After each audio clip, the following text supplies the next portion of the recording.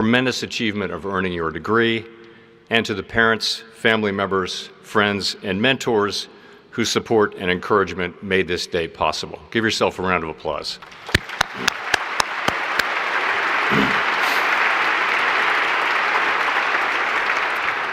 So 50 years ago, I can't believe it, but 50 years ago, almost to the day, I was sitting where you are, and I was listening to a speaker deliver a speech, neither of which I can recall today.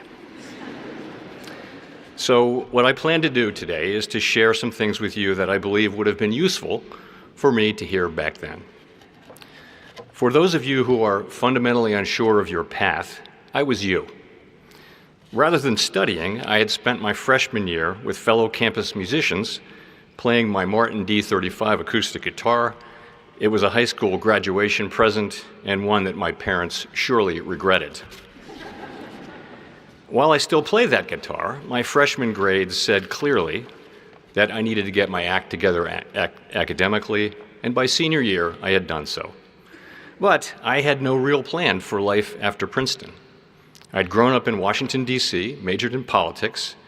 As you know, Princeton graduates have a long and distinguished record of service to the nation and to humanity, and that left me with a single thought, which was that I wanted to have a private sector career and also serve periodically in government. I was thinking at the time of people like Princeton's George Shultz, who was a giant of that era. And there are, of course, countless examples across the political spectrum, including presidents, senators, members of Congress, governors, judges. Of course, most of those who serve, though, are not public figures. I could just as well point to classmates who devoted their working lives to teaching high school kids. For me, there's no higher calling, honestly. Many of my classmates and friends went straight into prestigious graduate schools, politics, Wall Street. Others went off to global capitals, the military, or the Peace Corps. I had brushed off my parents' one academic suggestion, which was to major in economics, which at that time struck me as, if I'm being honest, boring and useless. After 13 years at the Federal Reserve, I fully admit that I was completely wrong about that. After graduation, I had no plan and no job. I wound up putting labels on shelves in a warehouse for 6 months, and I didn't feel great about that. One of my closest friends was getting a master's at Stanford, and I could only think, nice going, Jay. You really nailed that. But in hindsight, that time in the warehouse was a blessing, and it was exactly what I needed. The next fall, I entered law school, and for the first time, I was highly resolved to make the most of the opportunity. You know what? We all move at our own pace, and that's okay. 50 years later, I can tell you something I did not know then. The vast majority of what you need to know about work, about relationships, about yourself, about life, you have yet to learn. And that itself is a tremendous gift. Over the remainder of your life, you can and you must continue to educate yourself and to grow as a person, becoming more focused on what really matters, more widely knowledgeable, better read, more disciplined, more strategic, but also wiser, kinder, more empathetic, more generous, more loving, more forgiving of others, and not least of yourself. Each of us is a work in progress, and the possibilities for self-improvement are limitless, which is a wonderful thing. Another thing I've realized is that while hard work, determination, and creativity matter a great deal to success in life, luck plays a big role too. All of us here are tremendously lucky. I know that at a handful of critical times in my life, I got really lucky, and that began at birth. My parents were well educated, and they gave the 6 Powell kids a safe, loving home, and they placed a high value on learning. They gave us everything we needed to thrive. That bit of luck led to the good luck that I share with all of you, the chance to earn a degree from America's finest university.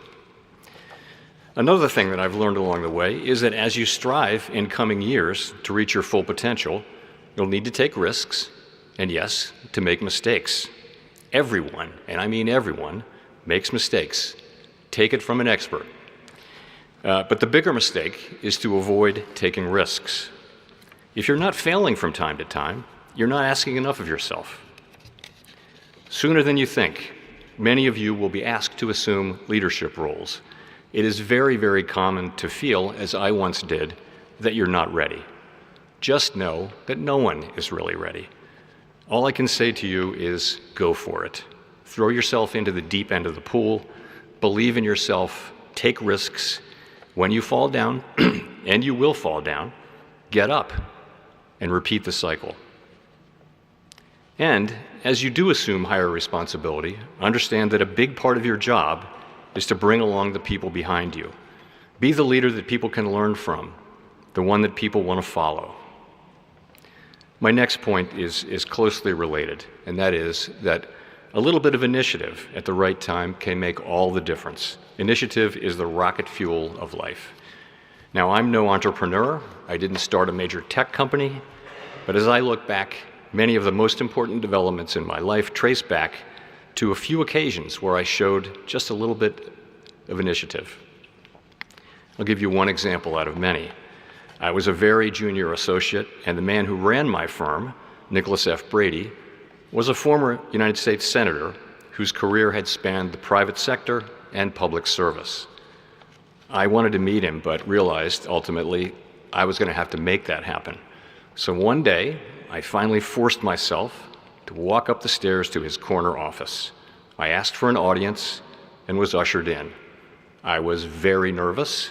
The meeting was very brief. And as I walked down those stairs afterward, I was thinking, well, at least I tried. To my great surprise, 2 months later, Nick Brady asked me to work on a project with him.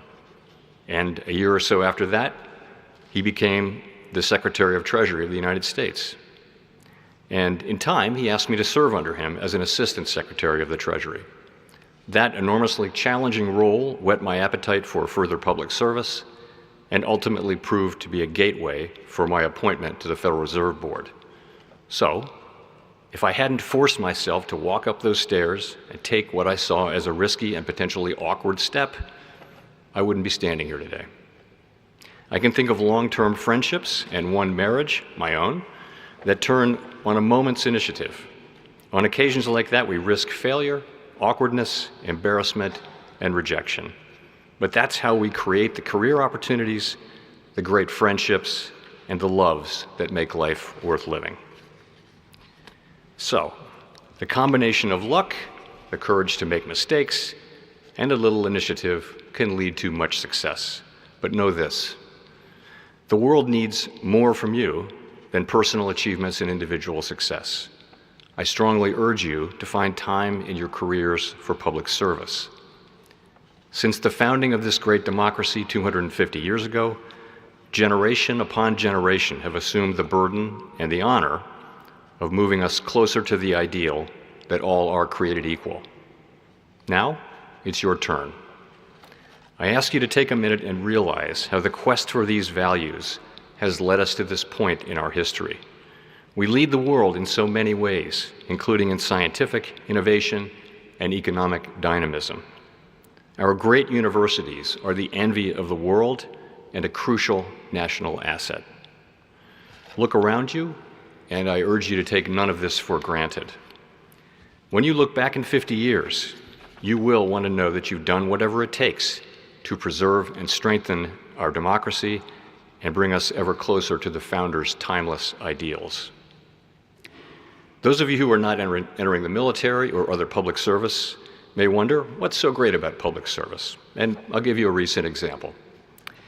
In my 13 years at the Fed, the global economy has experienced a fair amount of turbulence and one outright crisis, the acute phase of the COVID-19 pandemic. With little warning, economies around the world came to a hard stop.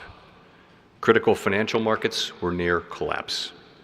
The possibility of a long, severe global depression was staring us in the face. Everyone turned to the government, and to the Federal Reserve in particular, as a key first responder. Career civil servants at the Fed, who were veterans of previous crises, stepped forward and said, "We got this." We took a range of aggressive measures to supply credit to the economy, many of them unprecedented, while the financial sector recovered. Others in government and the private sector did their part too.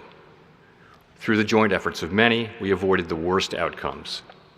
It is hard to imagine the pressure that people feel at a time like that.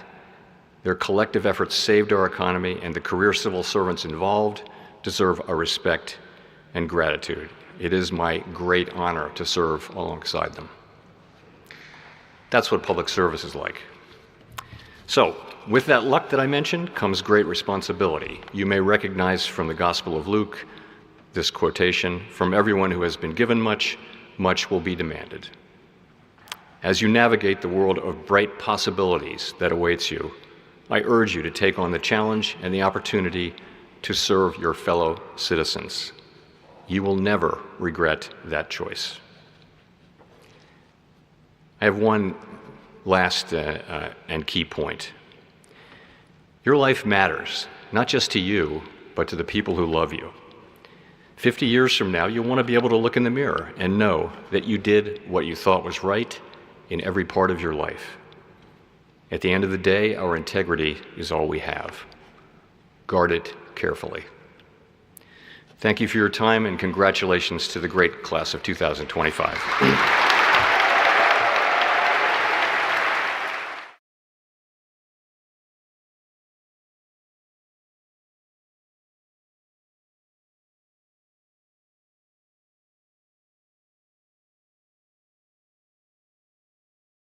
Good morning. I am Hillary Parker, the Vice President and Secretary of Princeton University. I am delighted and honored to welcome all of you to this event as we cut the ribbon on the New Jersey AI